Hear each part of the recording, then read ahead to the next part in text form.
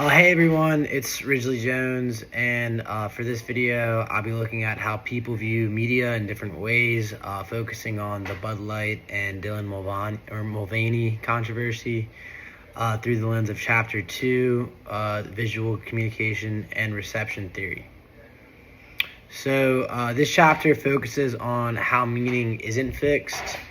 So media messages are open to interpretation depending on who's watching. So pretty much like I might watch an ad and, my brother might watch the same ad and we can get a completely different message from the same thing just based on our like pre-made conceptions and notions, stuff like that. We can view the same thing differently. This idea is central to what happened with Bud Light's campaign.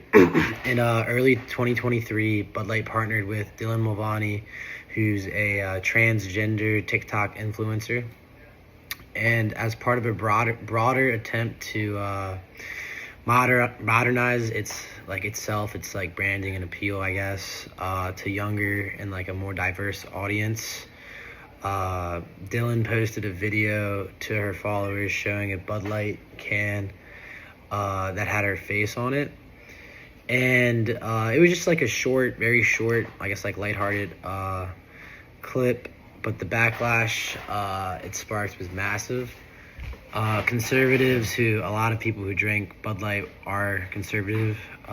Conservatives called for boycotts, and popular conservative celebrities like Kid Rock, filmed themselves destroying cans of Bud Light, and it became one of the biggest culture war controversies of the year. So, how did something so minor turn into a national controversy? Reception theory gives us the answer. Stuart Hall's theory explains the media's messages are encoded by producers with an intended meaning, but that meaning can be decoded in different ways by audiences. In this case, Bud Light encoded a message of inclusivity, trying to show that their brand supported LGBTQ+ in their community, but different people received the message in different ways. There were three major audience responses. The first was the dominant reading. People who adapted the intended message and saw it as a positive step towards inclusion. Then there were people with a negotiated reading. These folks might support LGBTQ+ rights and be allies, but felt that the campaign was too risky, poorly timed, or just like insincere. And then finally, there was the oppositional reading. This was like a pretty large group, or at least a vocal group. This group rejected the message entirely, seeing the campaign as like woke propaganda or political overreach. Pretty much thinking that Bud Light's trying to force its own political narrative like down their throats. And that's the group that drove the public backlash. This example also highlights the concept of polynism, which means that media messages can have multiple meanings depending on who's interpreting them.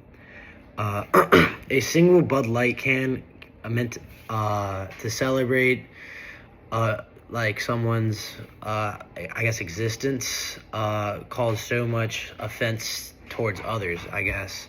And that's the power and the danger of media. It doesn't exist in a vacuum. Another important term is audience reception. This case proves that once a media message is released, it's no longer in the producer's control. Audiences bring their own values, biases, and beliefs to the table, and that affects how they decode the message. It's why reception isn't just a reaction, it actually shapes the meaning of the media itself. This situation also reveals how deeply tied media is to identity. When Bud Light featured a trans woman, it sent a message about who belongs in the public eye and who doesn't. And the outrage it provoked shows just how controversial the idea still is for some audiences. In many ways, the media firestorm wasn't about beer at all. It was about the visibility of trans people in American culture and how brands are expected to take a stance whether they want to or not. Personally, I think this moment showed how media can act like a mirror. It doesn't just reflect culture, it shapes it.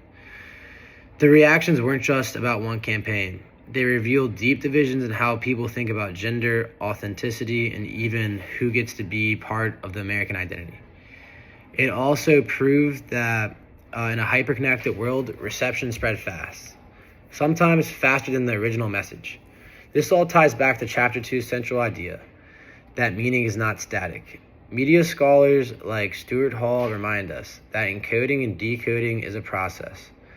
The same image, slogan, or campaign can spark very different reactions. And this is especially true when identity involves race, gender, sexuality, sexual orientation, and class. They all play a role in how we interpret what we see. And I guess lastly, in closing, the Bud Light controversy is a perfect case study for understanding reception theory. It teaches us what media means depends entirely on who's watching it and what cultural baggage they bring with them.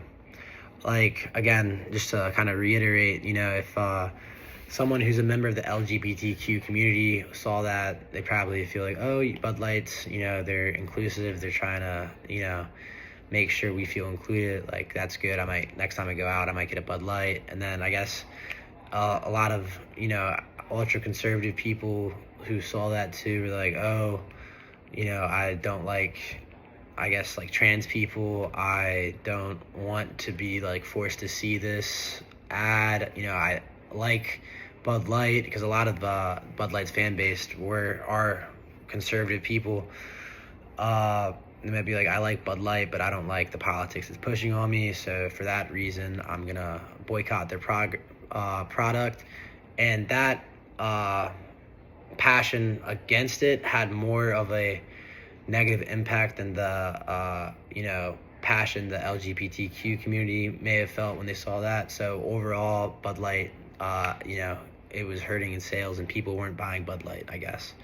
But thank you for watching.